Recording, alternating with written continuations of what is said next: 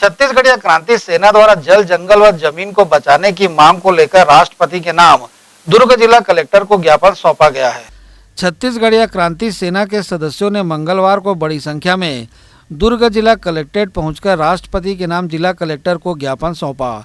इस मौके पर छत्तीसगढ़ीय क्रांति सेना के सदस्य हाथों में तख्तियां लेकर हसदेव अरण्य को बचाने की मांग को लेकर अपनी आवाज बुलंद की। छत्तीसगढ़ीय क्रांति सेना ने ज्ञापन सौंपते हुए साफ कर दिया, छत्तीसगढ़ीय क्रांति सेना जल, जंगल और जमीन को बचाने भरसक प्रयास करेगी।